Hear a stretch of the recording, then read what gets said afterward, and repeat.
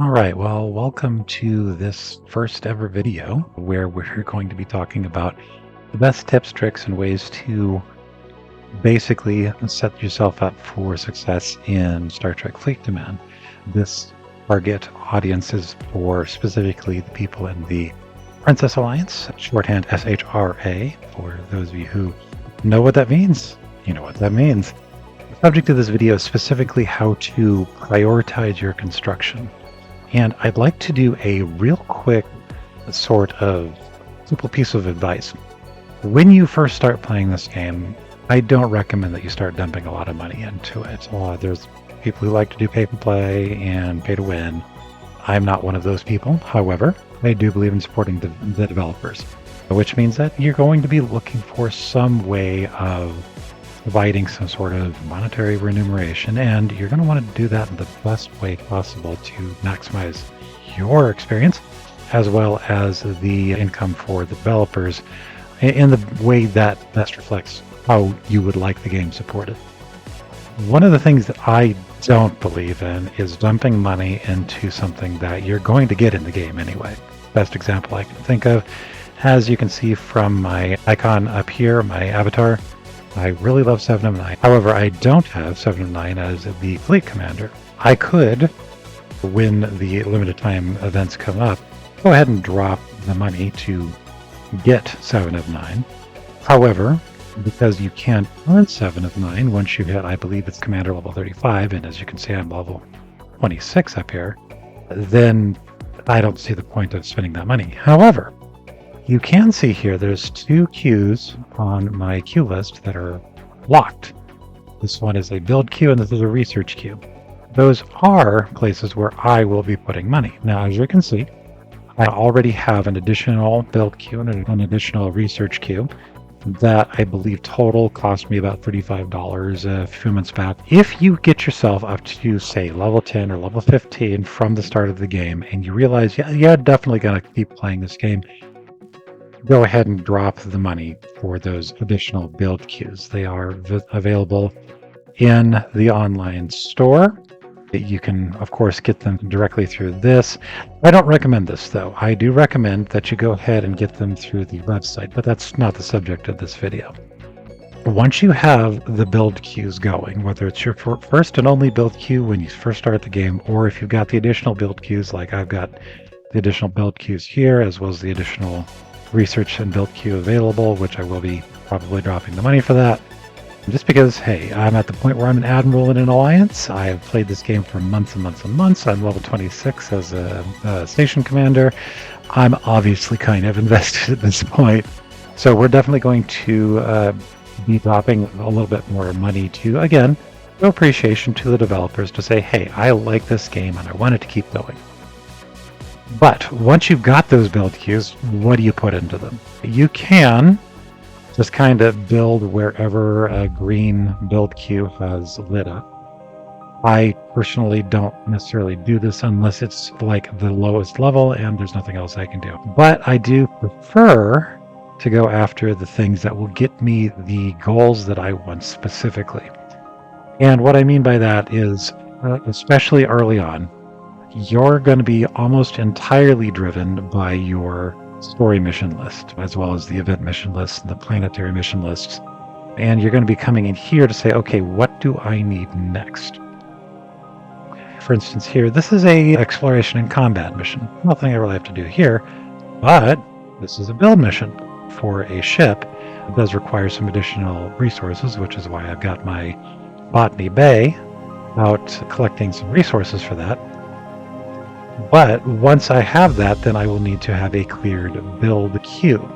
And I can go ahead and upgrade the Botany Bay for the tier up or the level up or the upgrade. It's going to take up that space. But additional things that can impact this, besides just the assigned missions, are, hey, what ships do I need to build? Is there any specific events that are going to bring up, hey, let's get this built as well? I believe everybody, regardless of level, has access to the mess hall, and upgrading the mess hall is an absolute suggestion. You definitely want to get that in. But if you have that running, and that build can, as you can see here, my next upgrade, once I get the resources, is going to be a full day plus. That's a day plus that could be going for something else. That's why I recommend the multiple queues. Make sure that you have all the resources that you need. Now, my next big thing, I've achieved all of the ship builds that are part of the regular mission list, so that's not going to be a thing for me. The next major mission upgrade that I have on the mission list, I believe, is to upgrade my operations, which I need to get more 3-star ore for. Refined ore, I believe. Yeah, 3-star refined ore, and mining ore like crazy, trying to get that.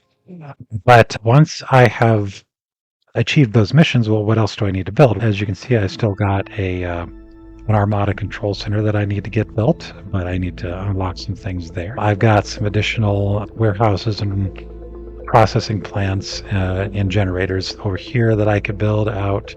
Additionally, on the exterior, as you can see, I've only got 3 docks and 4, I believe, defensive turrets on the exterior that need building and upgrading, of course.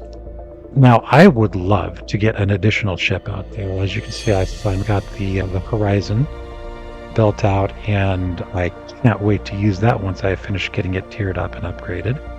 But having only 3 means that I can only have 3 ships out at a time. Well, I've got quite a few ships. I'd like to get more out and circulating so that I can have, say, a survey ship out. At the same time, I've got a couple explorers and maybe a warship doing a few of the story or the planetary missions. So I do need to get a dry dock built, a dry dock key. And the best way to find out what I need to do that is to actually click on the dry dock key. And as you could see when I was clicking around on the interior, you can do the same thing with any of these interior plots of building space inside to bring up what exactly you're going to need to get that built out. But again, I'm focusing on the dry dock for right now because that's where I want to focus my time. I do need to get my fleet commander research to level 3 before I can build that dry dock. Well, rather than going and hunting into the research tree, find out where that is, let's go straight to it. And there we go. I need to get my operations up to level 28, which, hey, look at that. That happens to match perfectly what my next mission goal is for the building projects. So let's go ahead and go there. What do I need? Well, again, I need that ore. So that tells me exactly what I need to focus on next. But let's assume for a moment that I'm looking for something that doesn't lead directly back to operations. There's some other ship that I want to build, for example. Let's go all the way to the Mantis. The reason I'm thinking the Mantis is because there are some refinery builds and things like that that are directly dependent on having the Mantis. So I'm going to click on details, find out what I would need. I would need to upgrade my shipyard to level 33. I'm going to go to the shipyard. There we go. Now, as you can see, I've got 2 requirements that aren't met yet. Operations. Well, we already know what needs to happen for operations. But let's check R&D. I'm going to click though there. That'll take me over to the R&D department. It shows me what the requirements are there. Again, we know what we need for operations, so let's check Academy. Well, that goes right back to operations. Well, I don't need to do anything here because I know what happens next here, so let's go up here and click on the back button, which takes me right back to the R&D department. So let's check out refinery, see what we need there. There we go. I could upgrade that if I had a free build queue. I'm not going to worry about that right at the moment because I don't want to drop the money for the 3rd build queue at the moment. But that is basically the best, most efficient way for you to find what you need to build next. So that as you are progressing through the story, as you're progressing through the levels, as you're getting your ships built in your shipyard and doing all of the other things that are involved in running your station in Star Trek Fleet Command, you will get specifically the things you need in the fastest possible means of doing so without having to drop a whole ton of cash, real life hard-earned currency, on the game in order to get those things. So if you have any questions, go ahead and leave them in the comments below. I can be found on Twitter. I'll try to put the card up on the screen for future videos. But of course, if you are part of the Princess Alliance on Server 36 on Star Trek Fleet Command, you can send me an Alliance chat or even a direct chat, again, if you happen to be on Server 36. And I will respond usually within the same day.